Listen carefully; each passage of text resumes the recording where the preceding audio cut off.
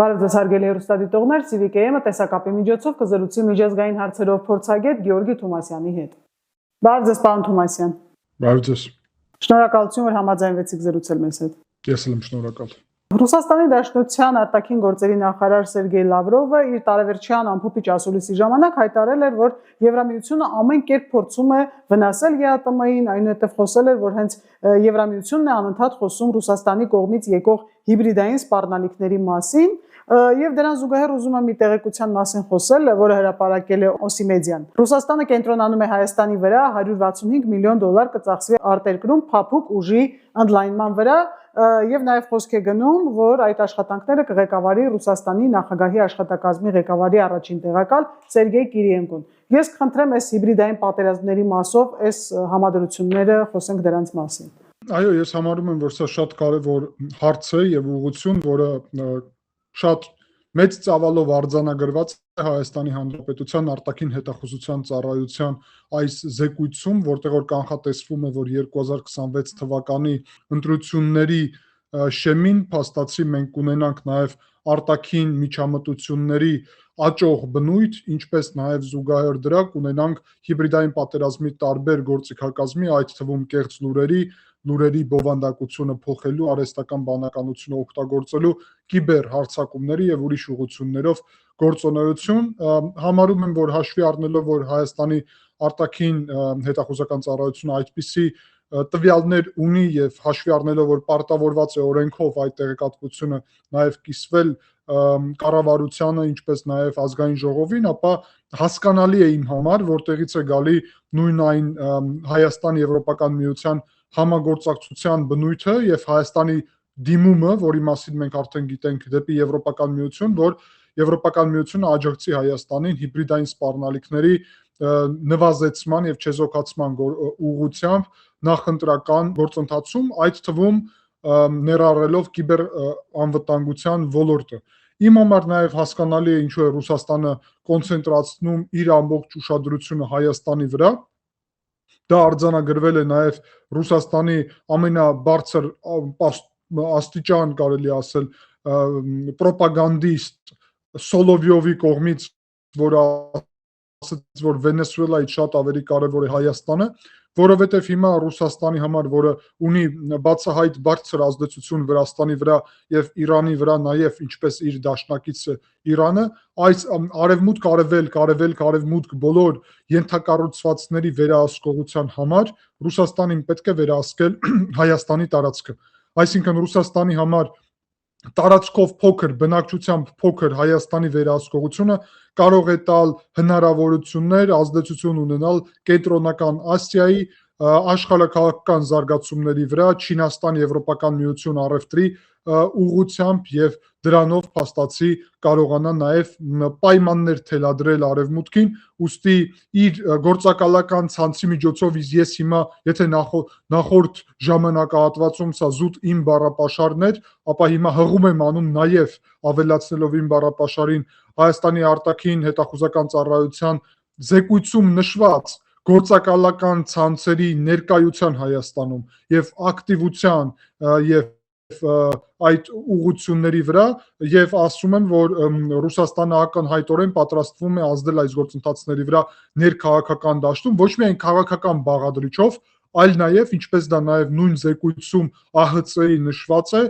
կրոնական եւ մշակութային ազդեցություն ունեցող տարբեր գործիչների միջոցով։ Բարբերաբար խոսք է գնում, որ մեր որոշ ընդդիմադիր ուժեր եւս այդ հիբրիդային պատերազմը շատ լավ կիրառում են Հայաստանի ներսում իշխանությունների վրա ինչ որ բաներ փորձելու անելու համար, ինչպես նաեւ որքան էլ որ ցավալի է, օրինակ Նիկոլ Փաշինյանն էր խոսել այդ մասին, որ Կտրիչ Ներսիսյանը հիբրիդային պատերազմի շատ կոնկրետ օրինակ է։ Այս մասով ինչ անելիք ունենք մենք։ Այս մասով շատ կարևոր անելիք ունի կոնկրետ քաղաքացիական պայմանագիր կուսակցությունը, որը մեծամասնություն ունի խորհրդարանում։ Տեսեք, եթե Հայաստանի արտաքին հետախուզության ծառայությունը փաստացի արձանագրում է տվյալներով, որ Հայաստանում լինելու են կեղծ լուրերի, կիբեր հարձակումների, հիբրիդային պատերազմի այդ գործիքները կիրառված ընտրությունների եւ նախընտրական գործընթացներում եւ դրա վառ օրինակներ խոսքին, երբ ակնհայտորեն փոխեցին Թուրքիայի արտաքին գործերի նախարար Հական Ֆիդանի հայտարարությունը, որը ասեց, որ աջակցում է խաղաղության օրակարգին փաստացի եւ Հայաստանի Ադրբեջանի այդ հարաբերությունների կայունացման օրակարգին, ապա մենք տեսանք, որ ընդդիմադիր գործիչները, ինչպես նաև ԶԼՄ-ները բացահայտորեն եւ նպատակաբար կեղծեցին իր այս հայտարարությունները, ներկայացնելով, որ իբրև Հական Ֆիդանը անձամբ Փաշինյանին կամ գործող ուժին է Հայաստանում, իշխող ուժին է, այսինքն աջակցում։ Ես համարում եմ, որ ազգային ժողովը պետք է ընդունի հակահիբրիդային պատերազմի օրենքների փաթեթ, որը կլինի լրիվ համապատասխան ԱՀՑ-ի այս ուրեմն պատրաստված կարևորագույն փաստաթղթին եւ կստեղծի օրենքով սահմանված կարգ, ինչպես պետք է սահմանափակվի կեղծ լուրերի մանիպուլյացիայի, հակա ուրեմն իշխանական գործունեությունում այդ կեղծիքի եւ հիբրիդային պատերազմի մեխանիզմներ կիրառելու ուղղությամբ սահմանափակումներ եւ պատիժ անհրաժեշտության դեպքում, իսկ ինչ վերաբերվում է քաղաքացի կտրիչ Ներսյանին, ապա ես համարում եմ, որ այս հարցը պետք է լուծվի միջև ընտրություններ եւ օրակարգը չպետք է թույլ տրվի այդ ընդդիմությանը, որ մնա կրոնական մշակութային արժեքային ճակերտներում այդ ուղղությամբ, որտեղ որ ակնհայտորեն կտրիչ Ներսիսյանը ցանկանում է կրոնական եւ ազգային թեմաները օգտագործի նրա համար, որ իշխանությունի դեմ ընդդիմությունին հիմքեր տա այս ընտրություններում դուրս գալ ոչ թե իրանց իրական բնույթի տրամաբանությունով, ինչը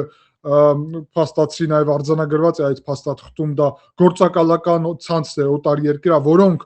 եւ գրված է ԱՀՑ-ի այդ զեկույցում օգտագործում են հայրենասիրական թեզերը եւ կրոնական մշակութային թեզերը Հայաստանում իշխանությունը զավթելու նպատակով, ցանկությունով, հիբրիդային մեխանիզմ լինելով, ուստի կտրիչ Ներսյանի հարցի լուծումը իմ պատկերացումով ունի երկու կարևոր բաղադրիչ։ Առաջինը սահմանափակել իր կողմից Հայաստանի Հանրապետության տարածքի լքումը, գիտեմ, որ ցանկանում են արտերկրում կազմակերպել էպիսկոպոսած,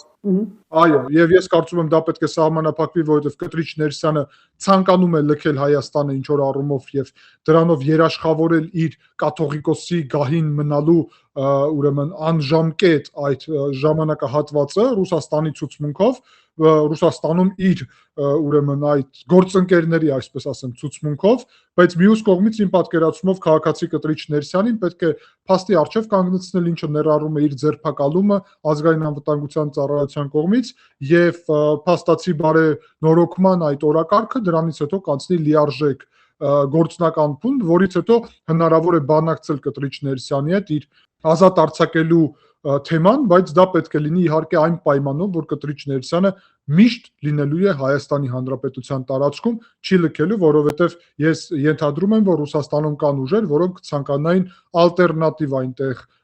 ուրեմն այսպիսի ամենայն հայոց Իդեպ այդ խոսակցությունը կար, մամուլում շրջանառվում էր, որ քանի որ այստեղ ինքը չի կարողանում հաջողության հասնել վերահսկողությունից դուրս է արդեն իր վերահսկողությունից եւ խոսակցություն կար, որ կտրիչ Ներսիսյանը կտեղափոխվի Ռուսաստանի Դաշնություն եւ այնտեղից կղեկավարի Մայրաթոռը։ Այո, եւ ես համարում եմ սա տրամաբանորեն, որ տրամաբանական է եւ ուստի սա պետք է կանխել եւ այստեղ Հայաստանի կառավարության իշխանություն կոնկրետ անելիք, որովհետև եթե սա չկանխվի, մեր եկեղեցում լինելու է պառակտում եւ պատասխանատու նաեւ դրա համար կլինի մասնակի իշխանությունը, որովհետև պետք է կանխվի այդ գործընթացը, որ եկեղեցում պառակտում չլինի, ինչը մեր բոլորի նպատակն է եւ եկեղեցին մնա միասնական, այսօր միակ խնդիրը ամենախոշոր դա կտրիչ Ներսիսյանն է, որի ազատագրելուց հետո մեր եկեղեցին ես համոզված եմ, որ բարենորոգման օրակարգը կլինի իրական, ակտիվ, գործնային եւ մենք փաստացի կկարողանանք ընտրությունների գործընթացը ոչ թե եկեղեցու շուրջ թեմաներով ծավալել, այլ ծավալել Հայաստանի Հանրապետության համար կարևորագույն այնպիսի հարցերով, ինչպիսին է պետականաշինությունը, խաղաղության օրակարգը, լոգիստիկ կապերի բացումը եւ հայկական պետական ինստիտուտների ամրապնդումը, ներքաղաքական դաշտում նաեւ օտար ազդեցությունների նվազումը։ Ըստ ձեզ մինչև խորհրդարանական ընտրություններ հիբրիդային պատերազմի Էլիշ դրսևորումների մենք ականատես կլինենք եւ հնարավոր է այլ ֆիգուրներ հանդես գան։ Դե հայտնիներին արդեն գիտենք։ Ես համարում եմ, որ այս իրանց սցենարը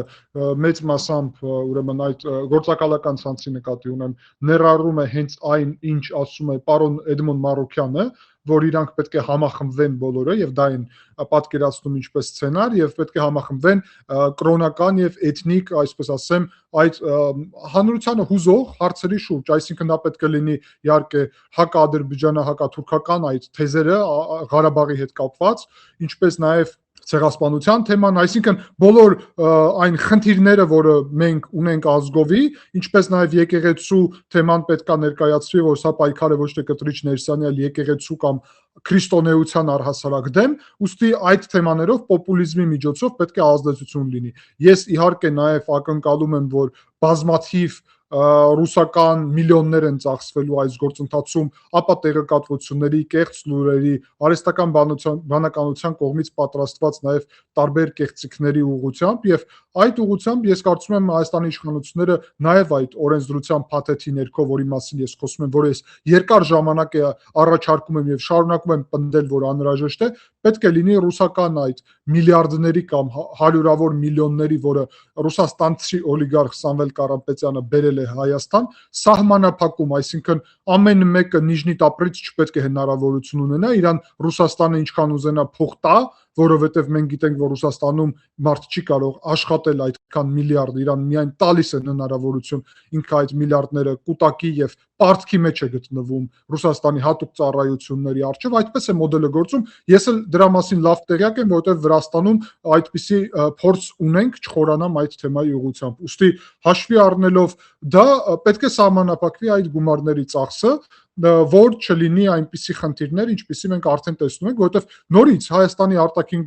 ուրեմն հետախուզական ծառայության այդ զեկույցում նշված է, որ կարա կիրառվել երիտասարդության վրա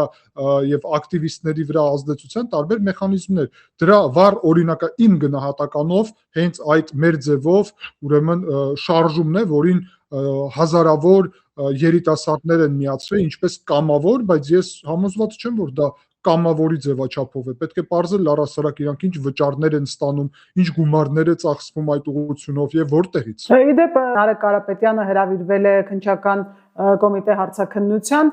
խոսքը գնում է այն մասին, որ նա եւ իր եղբայրը ժամանակին դա Սերժ Սարգսյանի կառավարման տարիներին է եղել բանակում չեն ծառայել ինչ որ հիվանդությունների պատճառով եւ ես վստահ եմ, որ հիմա կսկսեն շահարկել թե ահա քաղաքական հետապնդումը եւ այլն, բայց խիստ հայրենասեր Նարեկ Կարապետյանը եւ իր եղբայրը այդուհանդերձ չեն ծառայել բանակում։ Պետք է ասել, որ Նարեկ Կարապետյանի գործունեությունը կողքի ենք դնում, իր քաղաքական գործունեությունը, եւ եթե ինքը չի ծառայել բանակում եւ այդտեղ կան ինչ որ հարցեր, ես համարում եմ, որ ինքը պետք է պատասխանի հարցերին։ Առավել եւս, որ ինքը քաղաքական եւ հանրային այդպիսի դերակատարություն է ուզում ունենալ, ուստի պետք է հաշվետու լինի ինչ հիվանդություն է ունեցել, որովհետեւ քաղաքական գործիչները իրանք բոլորը հանրային գործունեություն ծավալող են եւ եթե դա արվել է այն նպատակով, որ բանակում չծառայի ակնհայտորեն, ապա դա բացահայտ փաստացի նշանակում է ուրեմն եւս մեկ անգամ այն ինչպիսի բանակային համակարգ են ձևավորել իրաք, ինչպիսի բանակ էին ձևավորել այդ նախկին իշխանությունը, որտեղ ես Նարեկ Կարապետյանին այդ նախկին իշխանության մաս եմ համարում եւ իր հարազատները նաև շատ ակտիվ եղել են այդ իշխանության մաս։ Ուստի ամփոփելով այս հարցի վրա պատասխանը կարամ ասեմ, որ դա եւս մեկ անգամ ցույց է ինչքանով շատ դեպքերում իրանց մոտեցումները կեղծ են, ինչպես այդ 10 դրամի դեպքում խոսքին, երբ աշխատավարձի մասին են խոսում, որովհետև տեսեք, վարչապետը պետք է ունենա ամենաբարձր աշխատավարձը հանրային դաշտում, ինչու, որովհետև ամենածանր գործն է կատարում եւ այդ աշխատավարձը պետք է լինի այնպիսի, որ վարչապետը անհրաժեշտություն չունենա որևէ ուրիշ աղբյուրներից սնվելու եւ ազդեցություն իր վրա ունենալու, ինչպես նաեւ իր սեփական գումարների հույս չպետք է ունենա, որովհետև բիզնեսմեն առհասարակ վարչապետը չպետք է լինի, այսինքն եկամուտներ բիզնեսներից վարչապետը չպետք է ունենա։ Եվ այն ինչպիսի վարչապետ են իրանք մեզ առաջարկում, դա ինձ նաև հիշեցնում է Վրաստանի դեպքը, որովհետև դա նշանակում է, որ փաստացի այդ վարչապետը թեկնածուն լինելու է ոչ թե հանրության առջև պատասխանատու եւ իր աշխատավարձը կախված կլինի հանրությունից, այլ իր աշխատավարձը կախված չէ հանրությունից, այլ կախված է իր միլիարդներից, որոնք կախված են Ռուսաստանից, այսինքն ում է ծառայում այդպիսի վարչապետը։ Նրան, ով իրան գումար է վճարում, իսկ ով է իրան գումար վճարում։ Այն պետությունը, որտեղ որ ինքը այդ գումարները վաստակում է, որովհետև Ռուսաստանում ազատ բիզնես առհասարակ չկա։ Վերադառնալով Ռուսաստանի հետ կապված հարցին, Լավրովը նաև խոսել է Հայաստանի առաքելական եկեղեցու մասին եւ ասել, որ Մոսկվան մտահոգությամբ է հետևում հայ առաքելական եկեղեցու շուրջ տեղի ունեցող զարգացումներին։ Արդյոք այդ մտահոգությունը կապված է նրա հետ, որ վերջերս բացահայտվեց, որ Եզրաս Ներսիսյանը KGB-ի գործակալ է եղել եւ շարունակում է ներկայումս հատուկ ծառայությունների հետ համագործակցությունը։ Իհարկե, դա դրա հետ էլ է կապված, բայց նաև կապված է նրանից, որ իրանք մտահոգված են իրանց ամենագլխավոր գործակալի, ամենաբարձր պաշտոնի KGB-ի գործակալի Հայաստանում, ուրեմն Կտրիչ Ներսիսյանի ուղղությամբ նույն այդպիսի բացահայտում, որ տեղի ունենա, եւ նաև Կտրիչ Ներսյանից մեր եկեղեցին ազատագրելու ուղղությամբ իրանք շատ մտահոգված են, որովհետեւ այդտեղ կա հստակ պատճառ։ Կտրիչ Ներսիսյանը իրանց ներկայացուցիչն է մեր եկեղեցում, իսկ մենք երբ ասում ենք ազատագրել մեր եկեղեցին, նկատի ունենք, որ մեր եկեղեցին նորից մերը լինի, այսինքն հայերի։ Եվ այո, Կտրիչ Ներսյանը լինելով իրանց գործակալ, իրանք սրանով բացահայտ հաստատում են, շատ բացահայտ, որ իրանք հայերից ուզում են պաշտպանել հայկական եկեղեցին։ Կներեք, բայց սա ամենամեծ ցուցմունքն է Կտրիչ Ներսիսյանի եւ իր փոքրիկ խմբակի դեմ, որովհետև եթե օտար պետության բարձր պաշտոնյան պետք է պաշտպանի ամենայն հայոց կաթողիկոսի պաշտոնում գտնվող անձին Հայաստանի պետության իշխանություններից, հանրությունից, հասարակությունից եւ այլն, իր սեփական հոգեվորականներից համակարգի ներսում, ապա դա նշանակում է մեկ բան՝ ում է ծառայում Կտրիչ Ներսիսյանը։ Եվ այո, Կտրիչ Ներսյանը որևէ հոգևոր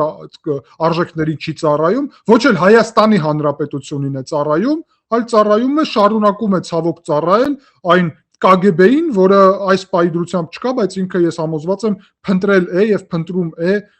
այնպիսի անձեր, որոնք կօգնեն իրան շարունակել իր այդ ուրեմն KGB-ին ծառայելու գործընթացը։ Այսինքն դա շատ վտանգավոր է եւ ուղղակի Լավրովը, ոչ միայն Լավրովը, այլ բոլոր մնացածները բացահայտում են, գիտեք, հայ ազգը պետք է շատ լավ ընկալի, որ եթե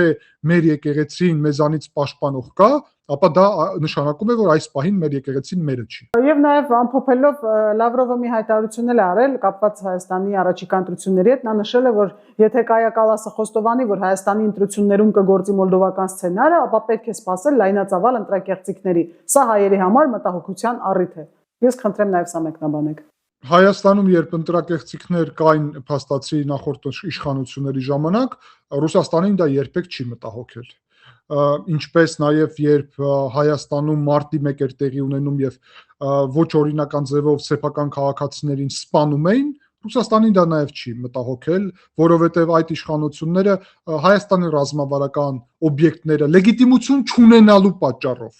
հայ ժողովրդից աջակցություն չունենալու պատճառով իրենց պետք էր արտաքին աջակցություն Ռուսաստանից եւ իրենք էին դա անում, ես նույնիսկ Ռուսաստանի ղեկավարությունը այստեղ ավելի փոքր եմ տեսնում, քան հենց իրենց, որովհետեւ իրանք էին լեգիտիմություն չունենալու պարագայում փորձում Ռուսաստանից ստանալ այդ լեգիտիմությունը եւ դրա փոխարեն հանձնել Հայաստանի ռազմավարական օբյեկտները։ Այսօր երբ Հայաստանում կա լեգիտիմ իշխանություն, որը ընտրված է հայ ժողովրդի կողմից, այլ ոչ թե արտաքին ուժի կողմից, ապա դա նշանակում է, որ այսօր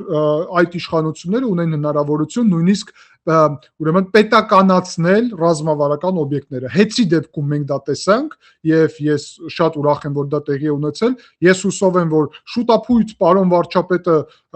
քայլեր կանի այն ուղղությամբ, որի մասին արդեն խոսել է, որովհետեւ մենք չենք տեսնում որևէ շարժ, ուրեմն Ղազախ-Իջևան, Սադարակ, Երասխ եւ Գյումրի Կարս ուղղություններով երկաթուղին վերականգնելու ուղղությամբ, նկատի ունեմ ռուսական այդ երկաթուղու կողմից, հարավկովկասյան, ապա պետականացումը այդ հատվածների, բայց ես անձամբ կասեմ, որ շատ ավելի ընդունելի կլիներ ամբողջ երկաթուղու պետականացումը, դա մեր ռազմավարական նպատակները պետք է լինեն։ Ուստի հաշվի առնելով սա, իհարկե Լավրովի համար խնդրահարույց է, որովհետև այսօրվա իշխանությունները պետականացնում են ռազմական օբյեկտները, այսօրվա իշխանությունները Հայաստանից ռազմական ներկայությունը հանում են աճեցնելով ինքնիշխանությունը, այսօրվա իշխանությունները սուվերեն քաղաքականություն են վարում, բայց իրանք սովորեն, որ Հայաստանում գործում է կարգավիճակ «Ակուդա վիդենիցես» եւ սրա մասին մեզ բացահայտ մեր ճակերտներում դաշնակիցները հայտարարեցին, այսինքն երբ Հայաստանը կախված է, ստիպված է եւ օտարի թելադրանքով է գործում, ուստի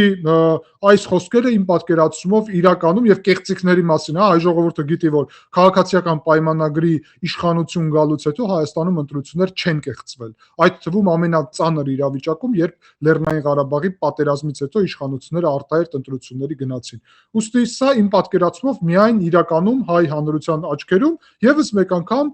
օգնում է, աջակցում է քաղաքացիական պայմանագրի վարկանիշին, որովհետեւ բոլորը գիտեն, որ կեղծիքներ տեղի չեն ունենում եւ երբ Լավրովը փորձում է պաշտպանել այստեղ ընդդիմությունը,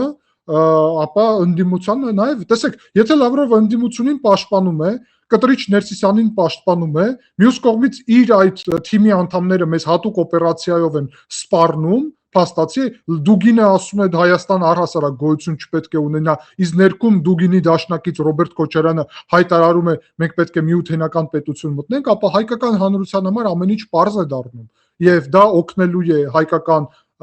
հանրությանը, որ ճիշտ որոշում կայացնի ուրեմն գալիք հունիսի խորհրդարանի ընտրություններում։ Շնորհակալություն։ Ես էլ եմ շնորհակալ։ Հիշեցնեմ, որ մենք զրուցում ենք միջազգային հարցերով փորձագետ Գեորգի Թումասյանի հետ։ Հավանիշ տեսանյութը եւ բաժանորդագրվիչ նորությունները բաց չթողնելու համար։